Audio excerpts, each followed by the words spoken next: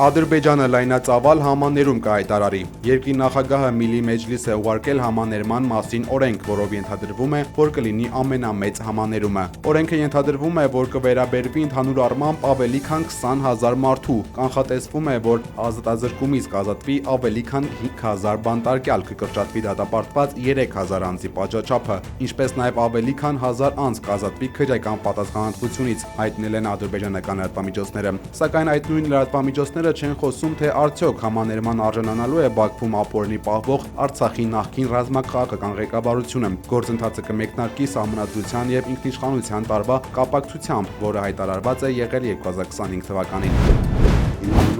Հրապարակվել է ազգային բարերար Սամվել Կարապետյանի ծրագրային հոդվածը, որը անդրադառնում է 2026 թվականի խորհրդարանական ընտրություններին և մեր ձևով շարժման անելիքներին։ Կարապետյանը 2026 թվականը որակել է որպես հայ ժողովրդի պատմության համար ճակատագրական տարի, ընդգծելով, որ ընտրությունները վճռորոշ են լինելու պետականության ապագայի համար։ Մոտ կես տարի կալանավորված գործարարը գործող իշխանությանը շարունակում է անվանել փոքրիկ խմբակ, որն ըստ Կարապետյանի չունի դրական փորձ և ռազմավարություն, ինչի հետևանքով երկիրը խրվել է պարտքերի մեջ, աղքատությունը սրվել է, իսկ հասարակությունը պառակտվել։ Նա հատուկ շեշտել է նաև հայ առաքելական եկեղեցու և Սփյուռքի նկատմամբ վարվող քաղաքականության վտանգավորությունը։ Որպես այլընտրանք Սամվել Կարապետյանը ներկայացրել է ապագայի իր տեսլականը, բաղկացած 4 հիմնական կետերից։ Առաջին, պետական համակարգում պաշտոններ զբաղեցնելու են բացառապես խելացի և արժանի մարդիկ։ Կարապետյանը խոստանում է օգտագործել իր միջազգային գործարար կապերը և սեփական միջոցները երկիրը հարստացնելու համար, օրինակ բերելով Արաբական Միացյալ Էմիրությունների զարգացման մոդելը։ Ազգային բարերարի ծրագրի առանցքային կետերից է լուծումներ գտնել բանկային վարկերի տակ ճկռող քաղաքացիների համար, բանկերի հետ համատեղ դուրս բերել մարդկանց պարտքերի անվերջ շրջանից։ Երրորդ, բացառվելու է քեն քշելու և քցնելու քաղաքականությունը։ Կարապետյանն առաջարկում է կառուցել նորմալ հարաբերություններ բոլոր հարևանների գերտերությունների հետ՝ Ռուսաստան, Իրան, Վրաստան, Թուրքիա, Ադրբեջան, առաջնորդվելով բացառապես Հայաստանի շահերից։ Եվ չորրորդ, պետք է վերացնել ատելության մթնոլորտը, ներողություն խնդրել միմյանցից և Հայաստանը դարձնել աշխարհի հայերի ամենաապահով տունը, գրել է Սամվել Կարապետյանը։ Մեր ձևով շարժման առաջնորդը նկատել է, որ Հայաստանի հասարակությունը պետք է ընտրություն կատարի վերջին 7 տարիների իրականության և իր շարժման առաջարկած արդար, բարեկեցիկ ու խաղաղ ապագայի միջև։ Բայց մենք ունենանք աշխարհարժեք բազմաֆունկցիոնալ համալիր։ Սամվել Կարապետյանի միջազգային փաստաբան Ռոբերտ Ամստերդամը Փարիզում մի շարք հանդիպումներ է ունեցել, որոնց գլխավոր նպատակն է եղել միջազգային հանրությանը ներկայացնել Փաշինյանի վարչակազմի կողմից եկեղեցուն և ընդդիմությանը վերագրվող կեղծ մեղադրանքները։ Facebook-յան հայալեզու իր էջում հայտնել է աշխարհահռչակ իրավաբան և միջազգային մարդու իրավունքների պաշտպան Ռոբերտ Ամստերդամը։ Ընդ որում ես կարծում եմ, որ Հայաստանի վարչապետը հայ առաքելական Սուրբ եկեղեցու նորոգման իր առաջարկած ճանապարհային քարտեզի վերաբերյալ նոր հայտարարություն է արել, խոսելով հոգևորականների բարևարկության էթիկայի սահմանման մասին։ Եպիսկոպոսաց դասի կուսակրոնության ինստիտուտի վերանայման հնարավորությունը չի բացառել վարչապետ Փաշինյանը, առաջարկելով քննարկել, արդյոք կուսակրոնությունը պետք է պարտադիր պայման լինի եպիսկոպոս ձեռնադրվելու համար։ Փաշինյանը կարծում է, որ պետք է հանրության համար հստակեցնել, թե որ մարմնին կարող է դիմել հոգևորականի վարքագծի հետ կապված խնդիրների կամ խախտումների դեպքում։ Սա չափազանց կարևոր է, որովհետև այսօր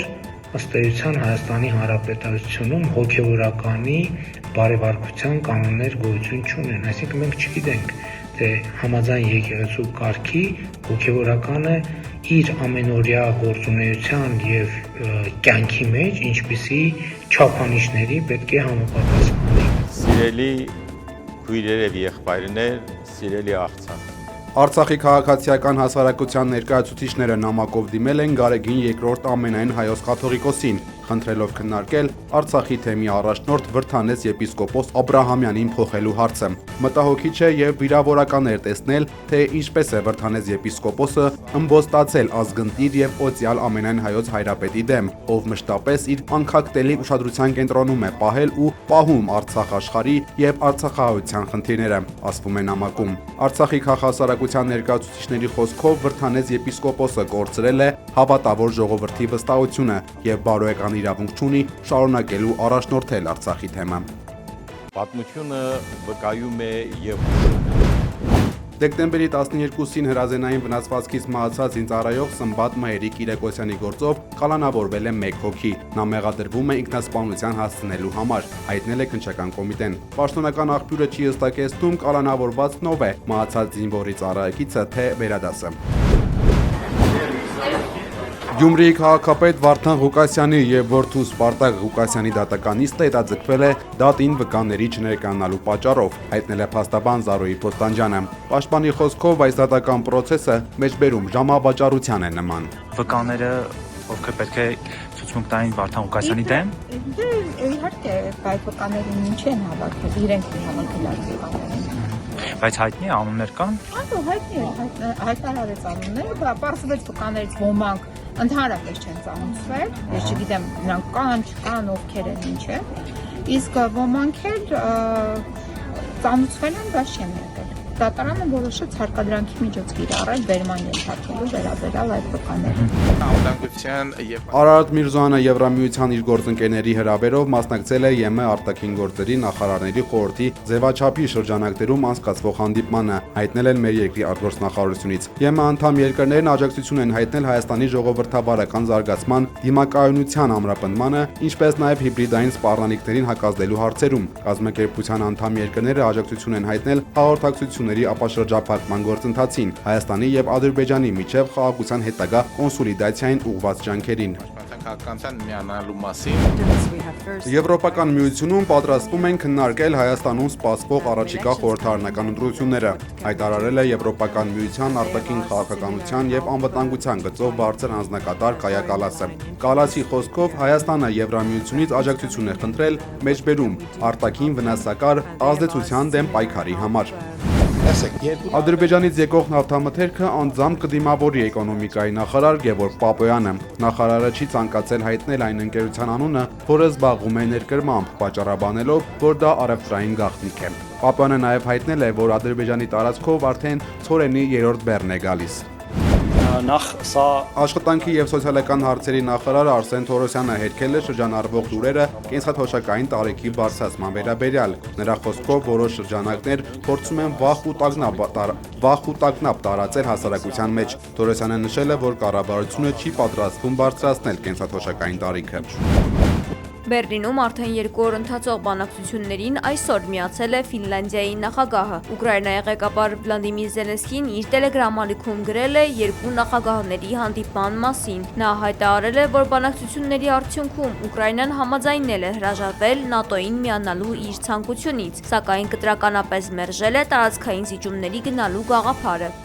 ՆԱՏՕ-ին Ուկրաինայի անդամակցության հարցն այլևս սեղանին չէ, հայտարարել է Եվրամիության արտգործնախարար Կայա Կալասը։ Եվրամիությունը պետք է պատրաստի իսկապես լուրջ անվտանգության երաշխիքներ Ուկրաինայի համար, այլ ոչ թե ինչ-որ թուղթ, նշել է նա։ Ավելի վաղ Ուկրաինայի նախագահ Վլադիմիր Զելենսկին հայտարարել էր, որ ինքն Ամերիկայից եւ Եվրամիությունից աջակցություն էր խնդրել ՆԱՏՕ-ին միանալու համար, սակայն դա չի կատարվել։ Այս ամենի ֆոնին Մեծ Բրիտանիայում Ռուսաստանի դեսպան Անդրեյ Կելինը հայտարարել է, որ գործարք չպետք է լինի, այլ իրենք պետք է խոսեն Ուկրաինայի հանձնման մասին։